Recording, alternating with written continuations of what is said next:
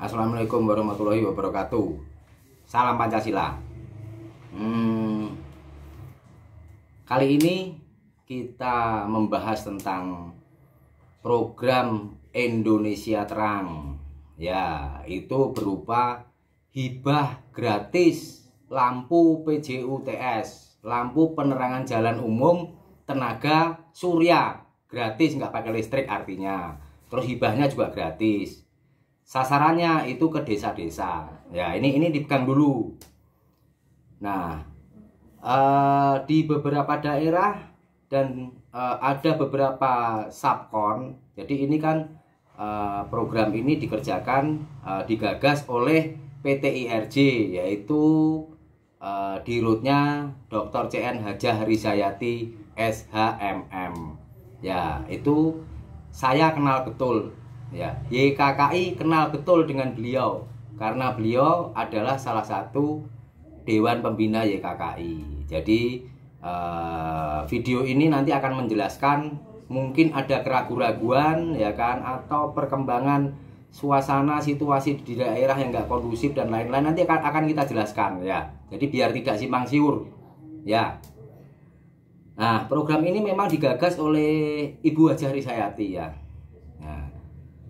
Kalau dibilang program ini nyata ya, program ini nyata. Jadi YKKI, kenapa YKKI ada di program ini? Karena YKKI yang pertama tadi karena Ibu Hajah Rizayati adalah Dewan Pembina YKKI, juga YKKI ini adalah sebuah yayasan sosial. Ya, apa hubungannya dengan program ini? Ya, yayasan sosial itu adalah organisasi sosial yang berhubungan dengan masyarakat.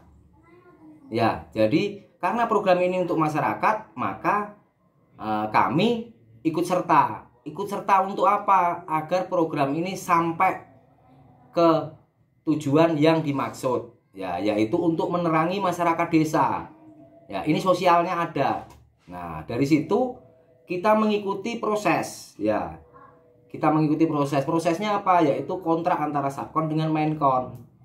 Ya, jadi YKKI ini punya 3 lembaga. Ini yang tengah ini yayasan. Ya, Yayasan Komunitas Kritis Indonesia. Yang ini adalah Asosiasi Kontraktor Kritis Indonesia. Ya, asosiasi kontraktor. Yang sana itu koperasi. Ya, jadi paham nggak gitu. Jadi asosiasi kontraktor kita ya yang terdiri dari subkon-subkon perusahaan di daerah itu mengambil kontrak dengan mainkonnya PT IRJ yang mana dirutnya adalah Hajah Rizayati gitu. Jadi ini biar clear dulu ya. Jadi ada perkembangan di daerah-daerah yang negatif gitu ya, negatif. Artinya kenapa proyek ini lama, kenapa begini, kenapa begitu ya. Rata-rata mereka bertanya kepada tempat yang salah ya, tidak kepada tempat yang benar. Artinya akhirnya mendapatkan penjelasan juga belum tentu benar. Ya, ini saya jelaskan. Ya, jadi program ini skala nasional. Ya, skala nasional. Artinya ini akan memberikan hibah kepada desa-desa. Kenapa desa-desa? Karena memang desa-desa itu adalah daerah-daerah yang tertinggal. Ya, dan dana untuk menerangi desa itu sementara ini masih kurang. Ya, dana desa itu belum cukup lah untuk penerangan desa. Makanya kita ambil Ibu Rizayati mempunyai gagasan menerangi desa-desa. Artinya tidak mengganggu program-program pemerintah yang lain. Ya kan, kalau jalan kabupaten, kota, provinsi itu kan udah ada bagiannya sendiri gitu ya. Itu yang pertama. Nah, jadi karena menyangkut desa-desa seluruh Indonesia ya, berpikir nggak ketika itu adalah hal yang agak sulit ya.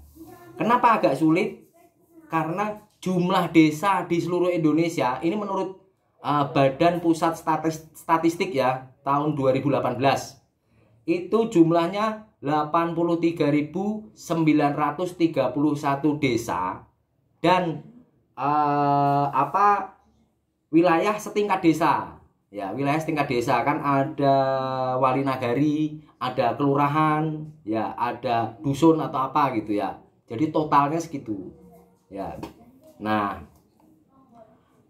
mengelola program untuk 83.000 hampir 84.000 desa itu agak sulit, bagaimana caranya dan lain-lain ya.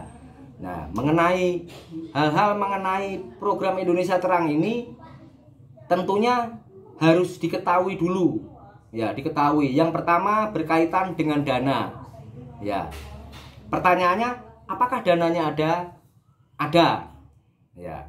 Ya, mengenai dana ada. Nah, mengenai dana ini aja sudah agak sulit cara teknis atau bagaimana membuat dana ini bergerak dengan baik. Dari mana? Ya, dari Menkon ke Sapkon. Sapkon yang mengerjakan. Ya.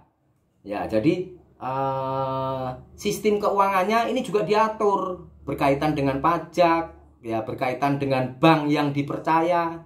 Ya, jadi nanti kan sistemnya bukan gini, kamu ngerjakan berapa? 1.000, uangnya berapa? Sekian. Tuh, ya bukan begitu. Ya, semua diverifikasi oleh bank. Jadi uang tadi disalurkan lewat bank. Tentunya agak sulit. Ya, kenapa agak sulit? Karena memang kontraktor-kontraktor Sapkon itu kebanyakan nakal. Ya, gitu. Jadi untuk mencari kontraktor Sapkon yang tidak nakal ini butuh proses. Ya, makanya ini prosesnya cukup lama. Itu baru mengenai keuangan. Ya, supaya keuangan nanti itu berjalan dengan baik. Ya, keuangan keluar, pekerjaan, begitu terus. Ya, seperti itu. Yang kedua itu berkaitan dengan ketersediaan barang. Ya, ketersediaan lampu dan tiangnya. Ya, kalau tiangnya di Indonesia banyak.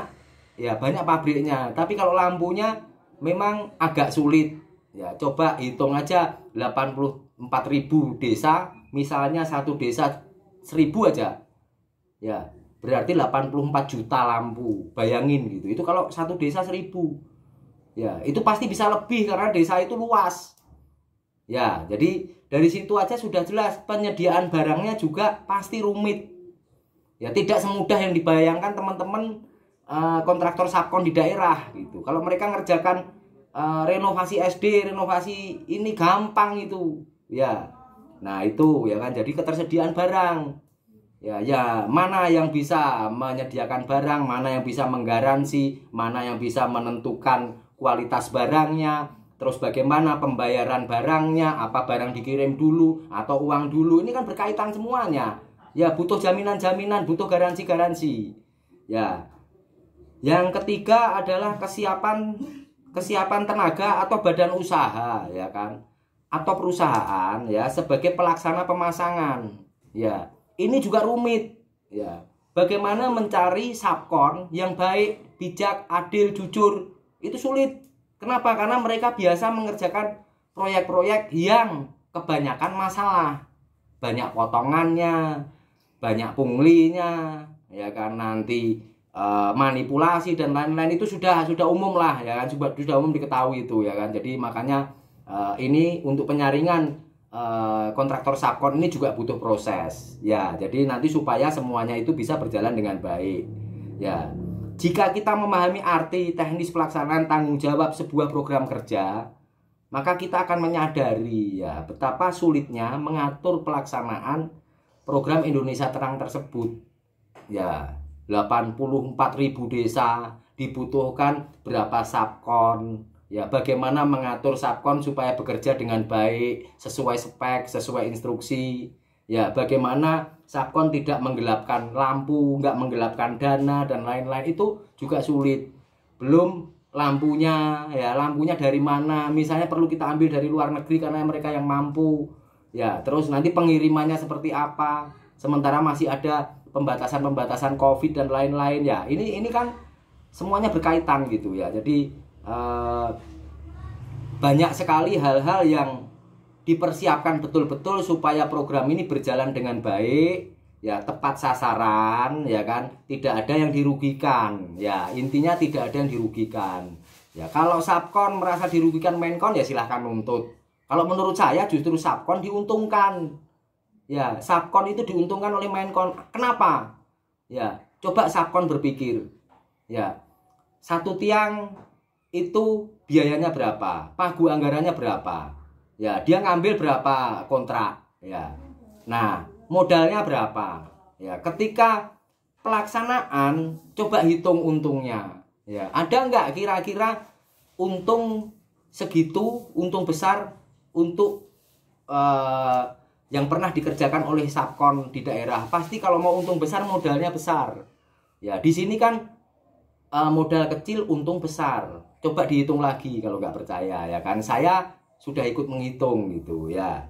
Jadi memang semua hal itu harus dipikirkan dengan sungguh-sungguh, ya, dengan adil. Kenapa? Ya mau kontraktor daerah itu, Subkon itu mau dapat uang banyak, ya pasti agak sulit lah, sabar gitu. Intinya sabar. Ya, kalau jangan menuduh-nuduh ini penipuan, pembohongan dan lain-lain, bahaya, ya kan, seperti itu. Ya.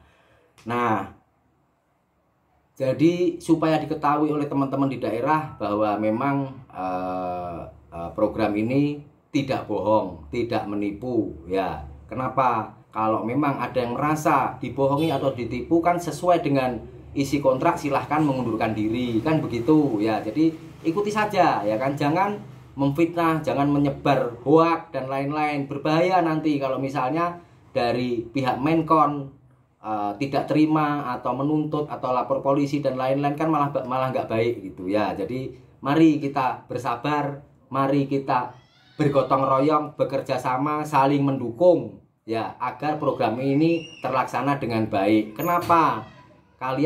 Kita semua harus berterima kasih karena di samping kita dapat untung yang banyak, juga kita dapat pahala. Kenapa? Karena kita menerangi desa, membuat bahagia masyarakat desa yang tertinggal, ya, tidak terang dan lain-lain, mau ke sana gelap, mau ke situ gelap dan lain-lain, ya. Seperti itu. Oke, paham ya? Mari merdeka.